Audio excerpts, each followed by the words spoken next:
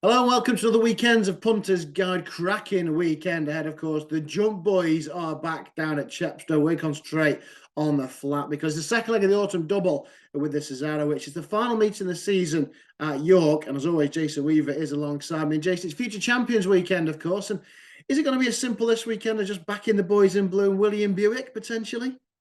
They've got strong representation throughout the card, that is for sure, and they've had a brilliant season. Look, it's going to go down to the wire as far as the championship is concerned as well, and everybody's focusing in. William Buick looks like he's home and hosed. Harry Davis and Benoit de la Salle, got to look at those two boys going at everything leading up to the Ascot meeting, of course. But between William Haggis and the Appleby team, it's very, very tight between those. So, yeah, the boys are throwing a lot at it. They certainly are. Let's start in the 150 then. It is the Zetland Stakes. The first three on the card at Newmarket are for the juveniles. And here we've got Flying Honours, who, I'd say, blotted his copybook in a Royal Lodge. He was only beaten half a length, but that wasn't supposed to happen because he was long odds on. And if he'd have won the Royal Lodge, surely he wouldn't be coming here for a bit of a confidence booster in a Group 3 Zetland. Yes, it's interesting, isn't it, that they decided to come back? Is that Charlie thinking, look, we need to just pinch a little bit more, 34,000 first place prize money as far as this is concerned? Maybe we wouldn't have seen him. I don't know. He was so disappointed and downbeat when he got beat at Newmarket. I saw him as he walked back in. It was just a bit of a joke race, wasn't it? You could have thrown the tablecloth over the top of them.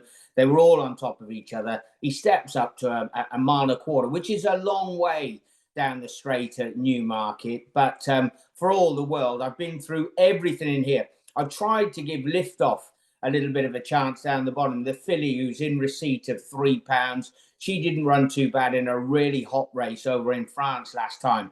But it's all about Flying Honours. A little bit of odds against this time rather than the 2-7 defeat last time.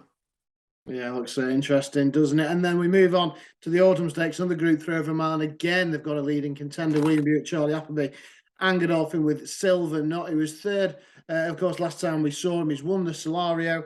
Only 6 go to post, though, for the Autumn Stakes. Yeah, Silver Knot, he'd been held up in his races, and that seemed to serve him well. Came with a real late charge on a couple of occasions. They tried to do that in a small field in the Champagne at Doncaster. Chaldreen was far too good and just opened up to sort of put him in his place on that occasion. Exoplanet, I think that was pretty good form.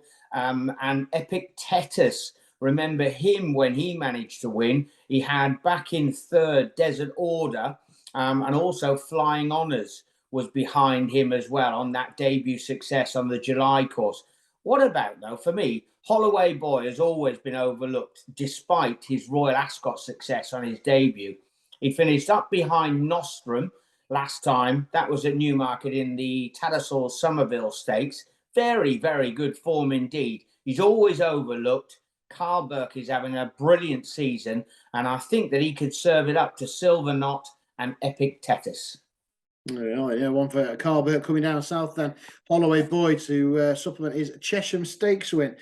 Move on to the 3 o'clock. You just mentioned him, Nostrum in here. I mean, what a cracking renewal we've got the duo. Say no, Brian's got Aesop's Fable, got Chaldine, as you just mentioned, your Champagne Stakes winner. Isaac Shelby, not been seen since winning the July Stakes. Marban, a Vintage Stakes winner. Glorious Goodwood, the unbeaten Naval Power going for Godolphin. Nostrum, I know you're a horse you really like. And Royal Scotsman, who's very impressive when winning at Glorious Goodwood as well. 7 runners, all with chances, but I think you think might be a superstar in here. Yeah, well, look, we've got 6 of the 7 runners in the lineup rated 110 and above, up to 115. A brilliant turnout. As far as Royal Scotsman is concerned, I believe that he's about 25 to 1. He's rated 110, and he's out there at that sort of price. Just shows you how strong it is. Admittedly, he was a little bit disappointing in the gym crack last time, but stepping up in trip can suit him. Marban, he was behind, wasn't he, in the National at the Curragh, of course. They dropped him in. He'll be coming through later in the day and trying to spoil it. Isaac Shelby, we haven't seen him since his superlative win at the July course. Victory Dance, obviously he finished behind Nostrum last time, so that just gives you a little bit of a line as far as that form is concerned. And Chaldine, Dettori was on board at Doncaster. He was full of praise. He came back in. He said to Andrew Baldwin straight after the Dewhurst, "This is where you need to go." I've no idea if that's because that Gosden didn't have one for the Dewhurst and Dettori thought he needed something. You never know. You never know. However, he was particularly impressive. Look, Nostrum has long been a talking horse at Newmarket. He was very good on his debut. He beat a really good horse in Holloway Boy on only his second start, not really knowing what it was about. It's been a stop-start season as far as the rider is concerned. He won the Derby. The Derby horse got injured. He gets another chance at Group 1 company. Yeah, there we are then. Nostrum forced Michael Stout and Richard Kingston to make it 3 on the spin and win the Dewhurst. He would obviously go into the winter as a 2,000 guineas favourite. Right, the juvenile races are done with. Let's look at this Cesarewitch. Only 23 of the maximum 34 go to post. That might negate the effect of the draw somewhat this year. But again, the Jumps boys come to the fore. Nicky Henderson, Willie Mullins and Charles Burns trying to take his prize back to Ireland, that pair. Yeah, there's a whole bunch of them, isn't there? You know, you remember Favourite Moon, he won a Group 3 over in Australia, but it was the Rosehill. Group 3, he managed to win for William Haggis previously. Not So Sleepy turns up, has finished 4th in this on a couple of occasions. And the old favourites, you know, the likes of Zoffy, Scaramanga, who's been switched from Paul Nicholls to the Willie Mullins team. However, the two that I like against the field, and I'll have 2 stabs at it as well because they're prices. Evaluation. How unlucky was he? Got beaten nose last time. That was for a £100,000 bonus in the Sunday series for winning 3 races in that particular contest. So got beaten a nostril. He gets an opportunity. Stepping up in trip is definitely going to suit. Thought that was an interesting jockey booking. Graham Lee on board. The Jumps lads, him, Jim Crowley, they seem to have an absolute knack up over these staying distances. And I thought that there's a possibility we haven't seen the best of Vino Victrix in here.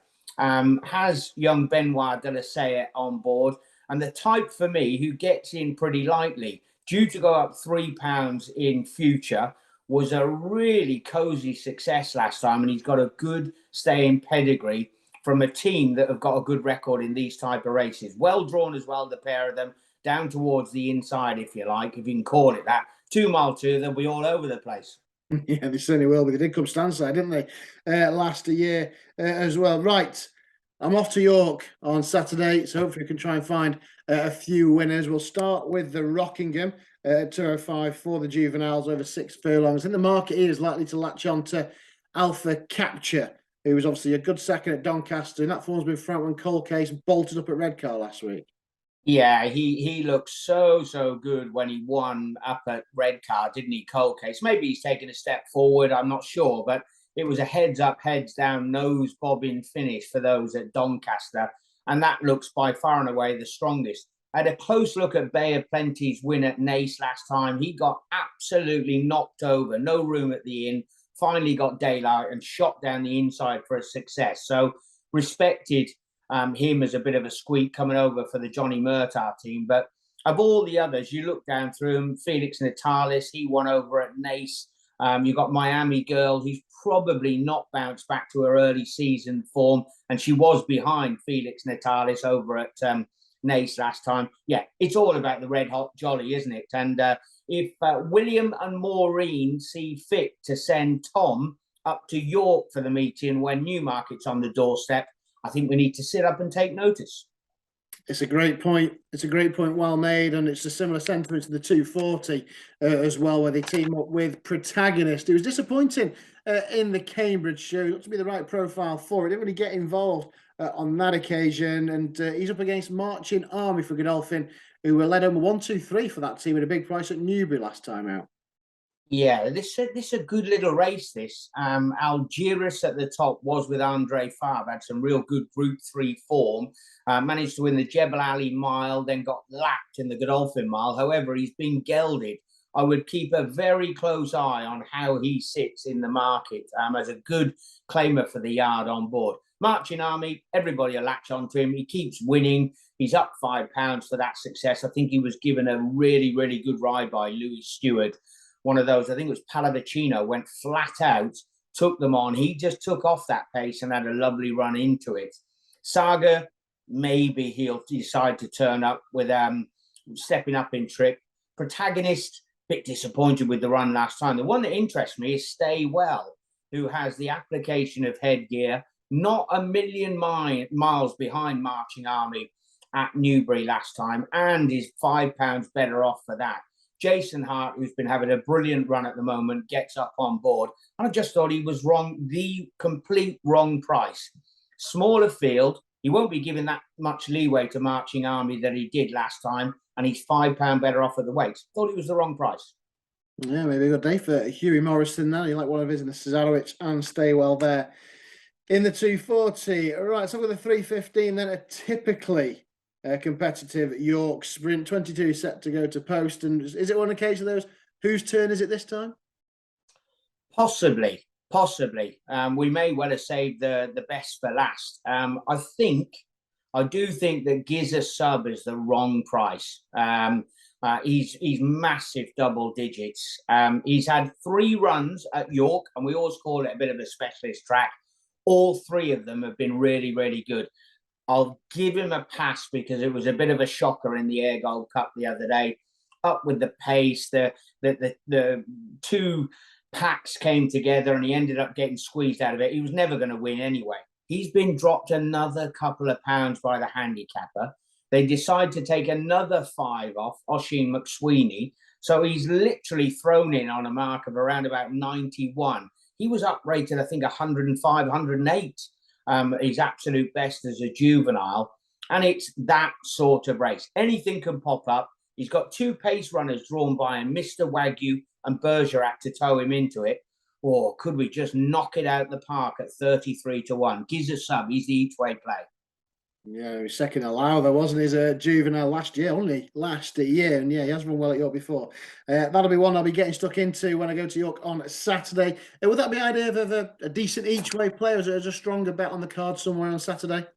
I honestly, I was looking through and I thought Gis A Sub, sometimes you feel that the price is wrong. The two strong ones, if you like, I think that Alpha Capture is going to be take an awful lot of beating. He should come down there and prove too good, pick up the pieces. What's happening? You've got William Haggis. They're trying to collect all the money that they can at the moment, trying to win that first ever Trainers' Championship. Charlie Appleby is throwing a few out there as well. So 2 sort of trainers you need to focus on. Alpha Capture will give you a real good run for your money, and he should take an awful lot of beating. Gis A Sub, wrong price, good form at the track. Yeah, I like the chances of that one as well. In the big sprint at your cracking days racing, Future Champions weekend, the Cesarewicz as well. Competitive action at York. Everybody catered for. You see Jason in front of the ITV cameras on Saturday afternoon. And whatever you were backing, as always, the very best of luck.